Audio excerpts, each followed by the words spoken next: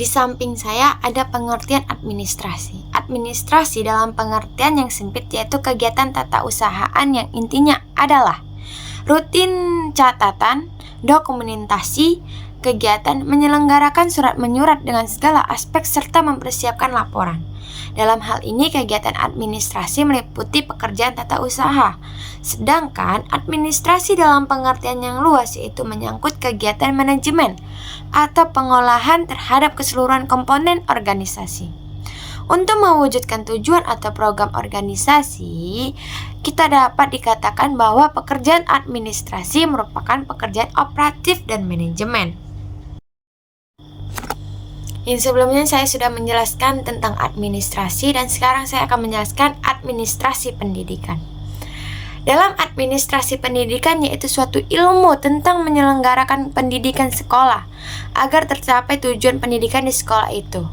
Administrasi pendidikan adalah suatu proses keseluruhan kegiatan bersama dalam bidang pendidikan yang meliputi perencanaan, pengorganisasian, perubahan, pelaporan, pekoordinasian, pengawasan, dan pembiayaan. Dengan menggunakan atau memanfaatkan fasilitas yang tersedia, baik personil, material, maupun spiritual untuk mencapai tujuan pendidikan acara efektif dan efektif. Materi selanjutnya yaitu tujuan administrasi. Tujuan administrasi itu sendiri yaitu untuk semua kegiatan yang mendukung mencapainya tujuan pendidikan atau dengan kata lain yaitu digunakan dalam dunia pendidikan diusahakan untuk mencapai tujuan pendidikan itu sendiri. Tujuan administrasi pendidikan adalah memberikan sistematik kerja dalam menyediakan pendidikan sehingga tugas-tugas operasional pendidikan dapat dilaksanakan secara efektif dan efisien. Oleh karena itu, semakin baik administrasi pendidikannya, maka semakin baik pula tujuan pendidikan yang akan tercapai dengan baik. Ada 4 tujuan administrasi yaitu yang pertama efektivitas produksi, yang kedua efisien, yang ketiga kemampuan menyesuaikan diri, yang keempat kepuasan kerja. Dari keempat tujuan tersebut digunakan sebagai kriteria untuk menentukan keberhasilan dalam penyelenggaraan sekolah. Sebagai contoh, sekolah mempunyai tugas untuk mencapai efektivitas produksi yaitu menghasilkan lulusan yang sesuai dengan ketentuan kurikulum. Masuk pembahasan ketiga yaitu fungsi-fungsi administrasi pendidikan.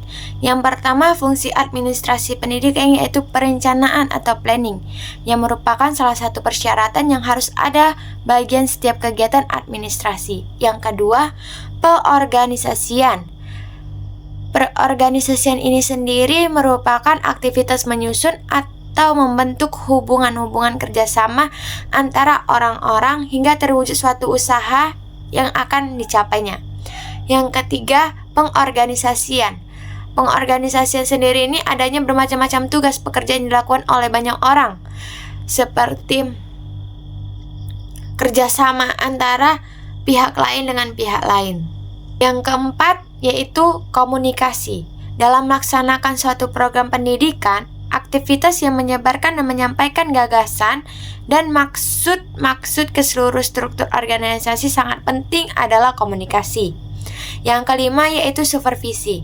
Supervisi setiap pelaksanaan program pendidikan memerlukan adanya pengawasan atau supervisi agar bertanggung jawab tentang keefektifan program tersebut. Yang keenam yaitu pegawaian. Pegawaian ini merupakan fungsi yang tidak kalah penting dengan fungsi-fungsi sebelumnya. Agak berbeda dengan fungsi-fungsi administrasi yang telah dibicarakan. Dalam pegawaian yang menjadi titik penekanan ialah personal itu sendiri. Baik, yang ketujuh. Yang ketujuh yaitu pembiayaan. Pembiayaan atau biaya adalah salah satu faktor yang sangat penting dalam sebuah organisasi. Karena biaya ini sangat menentukan bagaimana bagi kelancaran jalan sebuah organisasi. Tanpa biaya yang mencukupi tidak mungkin terjamin kelancaran jalannya suatu organisasi tersebut. Yang kedelapan yaitu penilaian. Evaluasi sebagai fungsi administrasi pendidikan adalah aktivitas untuk meneliti dan mengetahui sampai di mana pelaksanaan dilakukan di dalam proses keseluruhan organisasi untuk mencapai hasil sesuai dengan rencana atau program yang telah ditetapkan dalam rangka pencapaian tujuan pendidikan tersebut. Baik, selanjutnya kita masuk ke judul yang kedua yaitu supervisi pendidikan. Supervisi pendidikan adalah pembinaan yang berupa bimbingan atau tuntutan ke arah perbaikan situasi pendidikan pada umumnya dan meningkatkan mutu mengajar dan belajar pada khususnya.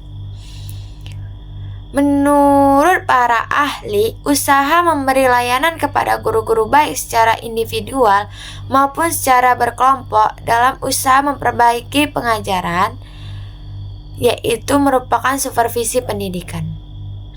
Supervisi pendidikan ditunjukkan kepada usaha memperbaiki situasi belajar mengajar. Yang dimaksud dengan situasi belajar mengajar ialah situasi di mana terjadinya proses interaksi antara guru dan murid dalam usaha mencapai tujuan belajar yang ditentukan. Supervisi itu sebagai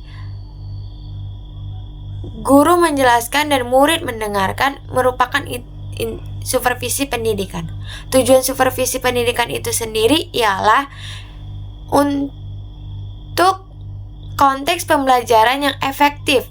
Pandangan baru memaknai supervisi pada beberapa ide pokok seperti mendorong pertumbuhan profesional guru, mengembangkan kepemimpinan yang demokratif, dan memecahkan masalah pembelajaran serta belajar aktif. Supervisi pendidikan ini baik untuk guru dan untuk murid.